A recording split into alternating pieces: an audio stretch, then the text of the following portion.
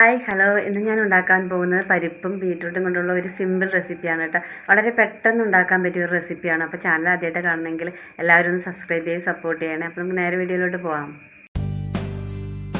വളരെ എളുപ്പത്തിൽ ഉണ്ടാക്കാൻ പറ്റിയ ഒരു ഹെൽത്തി റെസിപ്പിയാണ് കേട്ടോ. ബീറ്റ്റൂട്ടും പരിപ്പും എല്ലാവരും ഒന്ന് ട്രൈ ചെയ്ത് നോക്കണം. കുട്ടികൾക്കൊക്കെ ഭയങ്കര ഇഷ്ടമാകും. ഇതിൻ്റെ കളറൊക്കെ കണ്ടിട്ട് കുട്ടികൾ കഴിക്കാൻ നോക്കുന്നുണ്ട്. അതുപോലെ തന്നെ ദോശയുടെ കൂടി ഇഡലിയുടെ കൂടി ചോറിൻ്റെ കൂടിയൊക്കെ ബെസ്റ്റ് കോംബോ ആണ്. എല്ലാവരും ഒന്ന് ട്രൈ ചെയ്ത് നോക്കണം കേട്ടോ. അതിന് വേണ്ടി ഈ ഒരു ക്വാണ്ടിറ്റിയിൽ നമ്മൾ പരിപ്പ് എടുത്തിട്ടുണ്ട് കേട്ടോ. അത് നന്നായിട്ടൊന്ന് കഴുകി വൃത്തിയാക്കി എടുത്തിട്ടുണ്ട്. അതിലേക്ക് വലിയൊരു ബീറ്റ്റൂട്ട് ക്ലീൻ ചെയ്ത് സ്ക്വയർ ടൈപ്പിൽ കട്ട് ചെയ്ത് ഇട്ട് കൊടുക്കുന്നുണ്ട്. പിന്നെ അതിലോട്ട് 2 പച്ചമുളക് കീറിയത് ഇട്ട് കൊടുക്കുന്നുണ്ട് കേട്ടോ. എൻ്റെ കയ്യിൽ ബീറ്റ്റൂട്ട് അരിഞ്ഞതിൻ്റെ പാടാണ്.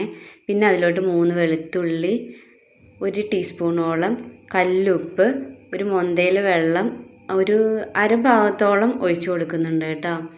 അത് നന്നായിട്ടൊന്ന് ഇളക്കിയ ശേഷം നന്നായി അടച്ച് വെച്ച് ഒരു 3 വിസിലോളം നമ്മൾ അടിക്കണം. ഇവിടുത്തെ കുക്കറിൽ വേഗം വിസിൽ വരും കേട്ടോ. അതുകൊണ്ടാണ് പതുക്കെ വേവുള്ളൂ. അതുകൊണ്ടാണ് ഞാൻ 3 വിസിൽ വേണമെന്ന് പറഞ്ഞത് കേട്ടോ. പിന്നെ നമ്മൾ വെളുത്തുള്ളിയും ഉള്ളിയും ഇട്ടിട്ട് നന്നായിട്ടൊന്ന് ചതച്ചെടുക്കണം. ചതച്ചെടുക്കുമ്പോഴാണ് കേട്ടോ കുറച്ചുകൂടെ ടേസ്റ്റ്. അരിഞ്ഞെടുക്കരുത്. ഇപ്പം നമ്മുടെ കുക്കറിൽ വിസിലൊക്കെ അടിച്ച് പ്രഷറൊക്കെ പോയിട്ടുണ്ട് കേട്ടോ. ആ സമയത്ത് തുറന്ന് നോക്കണം. അപ്പോൾ അതേ പരിപ്പും ബീറ്റ്റൂട്ടൊക്കെ ഒന്ന് നന്നായി വെന്തിട്ടുണ്ട്. നമുക്കിത് ഇനി കാച്ചാം. അതിന് വേണ്ടി ഒരു പാൻ അടുപ്പത്ത് വെച്ചിട്ടുണ്ട്. അതിലോട്ട് 1 ടീസ്പൂണോളം വെളിച്ചെണ്ണ ഒഴിച്ച് കൊടുക്കുന്നുണ്ട്. ഒരു അര ടീസ്പൂണോളം കടുക് ഇട്ട് പൊട്ടിക്കാം. അതിലോട്ട് തന്നെ ഒരു 1/4 ടീസ്പൂണോളം ചെറിയ ജീരകം ഇടുന്നുണ്ട്. പിന്നെ ഒരു 3-4 വറ്റൽമുളക്, കറിവേപ്പില എല്ലാം ഇട്ടിട്ട് ഒന്ന് പൊട്ടുന്ന വരെ, കളർ ചേഞ്ച് ആവുന്നിടം വരെ ഒന്ന് വഴറ്റി കൊടുക്കാം. പിന്നെ അതിലോട്ട് നമ്മൾ ചതച്ച് വെച്ച ഉള്ളിയും വെളുത്തുള്ളിയൊക്കെ ഇട്ട് നന്നായിട്ടൊന്ന് വഴറ്റിയെടുക്കണം കേട്ടോ. നന്നായി വഴഞ്ഞു വന്നാൽ നല്ല ടേസ്റ്റ് ഉണ്ടാവും കേട്ടോ. ഈ സമയത്ത് വീഡിയോ ആദ്യമായിട്ട് കാണുന്നവരൊക്കെ ആണെങ്കിൽ ചാനലൊക്കെ ഒന്ന് സബ്സ്ക്രൈബ് ചെയ്ത് സപ്പോർട്ട് ചെയ്യണേ. ഇപ്പം നമ്മുടെ ഉള്ളിയൊക്കെ നന്നായി മൂത്ത് വന്നിട്ടുണ്ട് കേട്ടോ. ആ സമയത്ത് 1 ടീസ്പൂണോളം കാശ്മീരി ചില്ലി പൗഡർ ഇട്ട് കൊടുത്ത് നന്നായിട്ടൊന്ന് പച്ചമണം മാറുന്നോടം വരെ ഒന്ന് വഴറ്റി കൊടുക്കണം കേട്ടോ. ഞാനൊരു കാര്യം കൂടി വിട്ടുപോയി.